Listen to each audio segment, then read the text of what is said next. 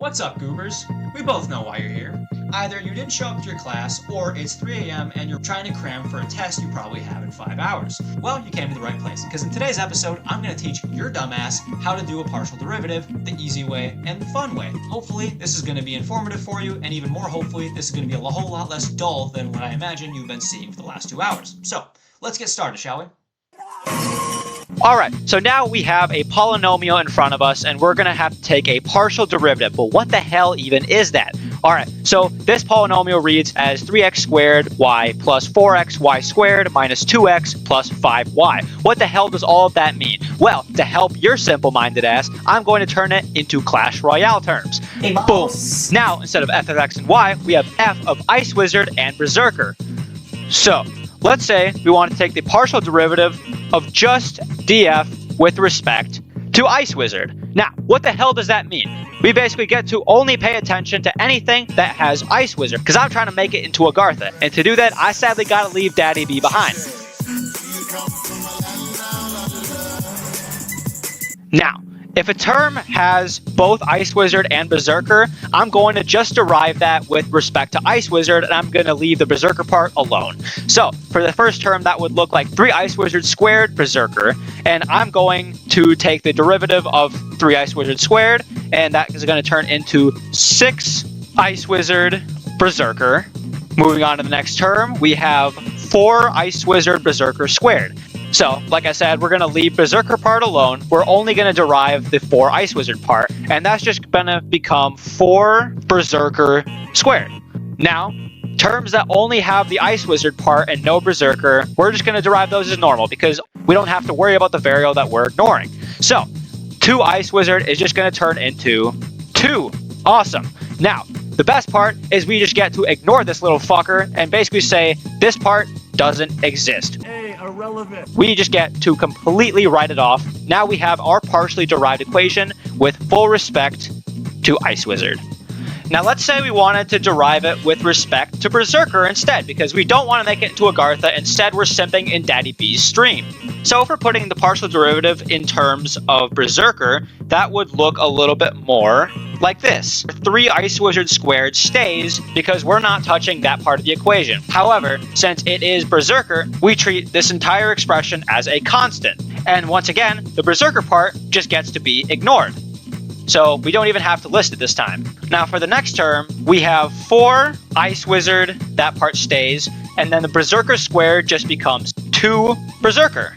And now we come to the Ice Wizard only part of the equation, but since we're, once again, because we're deriving with respect to Berserker, we're going to essentially just ignore the fuck out of this term. And all we have to worry about is this 5 Berserker term, which just gets turned into plus 5. Beautiful. Is that dick good? Yes, kid. How good is that dick? Oh, how? Alright, since the first problem clearly wasn't enough for you, let's try another one. So, this time we have f of x and y equals 3x squared y squared plus 6x cubed minus ln of y. I decided to throw in a little log problem in case you guys are a little rusty and need some time to catch up, because God knows you guys don't go to class and you probably need this. So, once again, we're going to Clash Royaleify it. Instead, this time, we're going to take it with respect to Evo Witch, because we see her way too often on Ladder, and Evo Furnace because I'm super ready to start ignoring him. Now, let's say we wanted to take the derivative of this function with respect to Evo Witch. Now, looking at this first term, we see 3 Evo Witch squared, which means we do include this in the partial derivative. So in this case, that's going to look a little bit something like 6 Evo Witch times Furnace squared. Because once again, the original term has Evo Witch in it, so that means we don't get rid of it, but we also just don't touch Evo Furnace. So that goes on its merry way. Now this next term, once again, we're going to take the derivative of 6 Witch cubed, and there's no Furnace this time to worry about. So, following our derivative rules, that would look like something a little bit more like 18 Evo Witch squared. Once again, we get rid of the log Furnace because this function is being taken with respect to Evo Witch. So, in essence, this is our final derivation with respect to Evo Witch. Now, say we wanted to go the other way and take this function with respect to Furnace.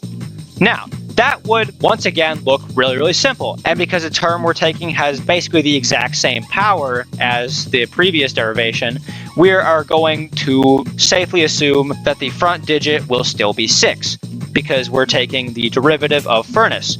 Now, the which part is once again going to stay the same because it is in the term, but it's not being respected in this derivation, so we just keep that the same. We don't fucking touch her, and I really don't want to touch her in my deck anyway. So moving on to the furnace part, once again, we already took the derivative. That's just going to be 6 furnace.